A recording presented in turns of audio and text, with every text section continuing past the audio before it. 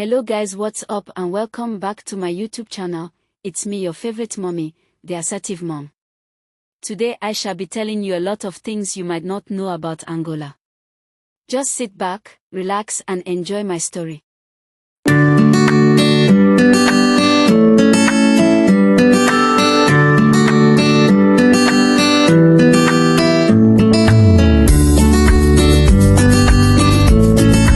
Angola is a beautiful country located in the southern part of Africa.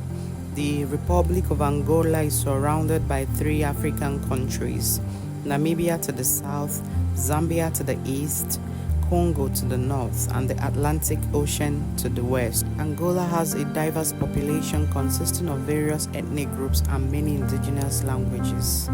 The capital of Angola is Luanda, while Portuguese is the official language in Angola. Angola is one of the richest countries in the world, blessed with natural resources, including petroleum, diamonds, rubber, iron ore, phosphate, copper, coffee, amongst others. Recall that Angola is bordered on the west side of the Atlantic Ocean, placing Angola in a significant position during the pre-colonial period. As early as the 14th century, the Portuguese sailed along the Angolan coast, making their first contact with the locals, especially from the Kingdom of Congo and Ndongo, also known as the Bantu-speaking kingdoms. The Congo Kingdom was one of the most powerful states in the region, emerged in the 14th century as the Congo people moved southwest from the Congo River region into the northern Angola. They established Mbanza, Congo as their capital. Portuguese navigators reached Congo in the northwest in 1483 and entered into diplomatic relations with the kingdom after that. Moreover, Congo's king converted to Christianity and his son Vemba took the Christian name of Alfonso I, establishing the religion permanently in the country. Disputes over control of trade, particularly regarding slaves from Congo and its neighbors, led the Portuguese to look for new allies, especially the Ndongo kingdom. After undertaking several missions there, the Portuguese established a colony in Luanda in 1575. Subsequent wars with Ndongo, particularly after 1617, brought the Portuguese significantly more territory despite the resistance of Queen Nzinga Mbande of Ndongo and Matamba. Kindly check out my story on Queen Nzinga of Ndongo, the great warrior queen, if you haven't seen it, to see the resistance she put up against the Portuguese colonization of Angola. The link will be in the description box. Slaves were Angola's major export, and Portugal was actively involved in the acquisition. Many people also got enslaved through intertribal wars. It's also worthy of note to know that Angola has three major ethnic groups: the Mbundus, the Bakongos, and the Ovimbundus, being the largest ethnic group of the three. After the death of Queen Nzinga in 1663, Angola gradually became a full-fledged Portuguese colony. For 3 centuries, Portugal exploited the natural resources in Angola while placing a rigid system of government to marginalize the Angolan population. Between 1950 and 1960, several nationalist movements sprang up across many African countries in the quest for independence from their colonial masters. 3 nationalist movements rose in Angola. The first was the Popular Movement for the Liberation of Angola, MPLA, founded in 1956 by Agostinho Neto, who later became the first president of Angola. After the death of Agostinho Neto in 1979, José Eduardo dos Santos was chosen to lead the movement afterwards. The MPLA advocated for communist system of government and were mainly supported by the Mbundu people. The second nationalist movement was the National Union for the Total Independence of Angola, UNITA, founded by José Savimbi in the 1966. The UNITA projected capitalist system of government as the best form of government. Its members were majorly from the Ovimbundu tribe. Front for the Liberation of Angola, FNLA, founded by Holden Roberto in 1954. They advocated for liberal conservatism, which is a mix of flexibility and balance, and were mainly supported by the Bakongo people. The Angolan independence movements, the MPLA, the UNITA, the FNLA, finally achieved independence for Angola On the November 11, 1975, after the collapse of the Portuguese colonial rule due to the Carnation Liberation Revolution of 1974 in Portugal, leading to the end of Portuguese empire in Africa. The Portuguese left a leadership vacuum in Angola due to their inability to conclude or create a stable transition to self-governance, majorly due to their unplanned collapse, leaving the country without a clear leadership structure. Shortly after gaining independence, the three nationalist groups that fought for independence for their colonial masters, instead of uniting to celebrate, they turned against one another in a power struggle over the control of Angola and its abundant natural resources. Their formation, based on ethnic lines and differences in ideology, further heightened the already existing tension, degenerating into a full-blown war in 1975.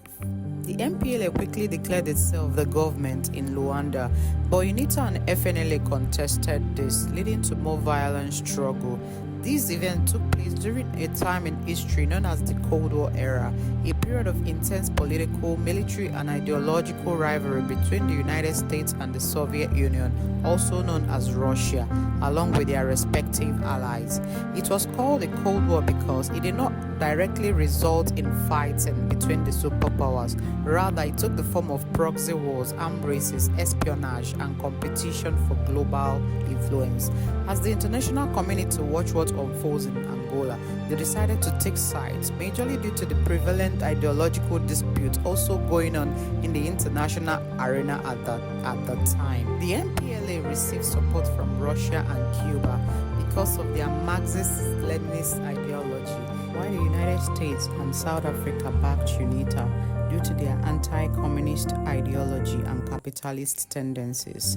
The FNLA had strong support from the Republic of Congo, then called Zaire, by the Zaire's president Mobutu Sese Seko, due to the ethnic ties and shared regional interest. FNLA leader Holden Roberto was Mobutu's brother-in-law, which helped solidify the support. This foreign involvement fueled the conflict as all three sides received significant military and financial aid from the international powers as the war progressed. By 1976, the FNLA has been largely defeated. After its defeat, FNLA lost its foreign support. Zaire, now the Republic of Congo, which had been its major supporter, withdrew its support. Other countries like the United States and China, whom supported FNLA earlier, shifted their support to UNITA, making the battle between the MPNLA and UNITA. The Angola War escalated during the 1980s, which was the peak of Cold War, particularly in southern Angola, where the South African military forces fought alongside UNITA against the MPNLA and their Cuban troops.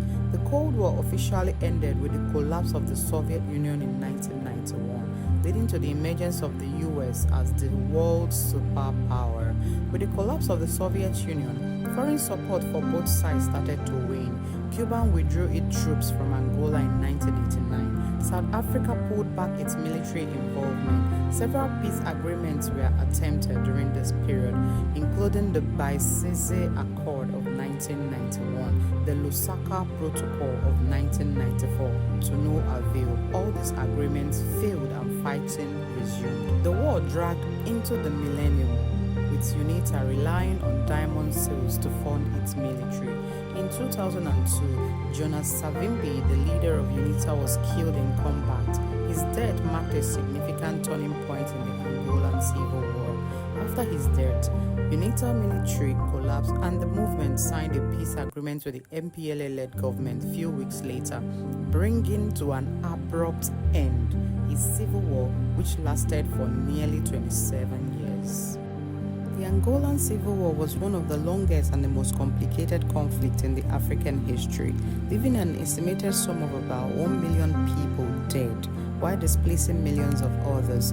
After the war, the MPLA-led government under José Eduardo dos Santos remained in power, The government sought to regain control over its resources, focusing on legitimate diamond trade and oil exploration, towards transforming Angola into one of Africa's fastest growing economies.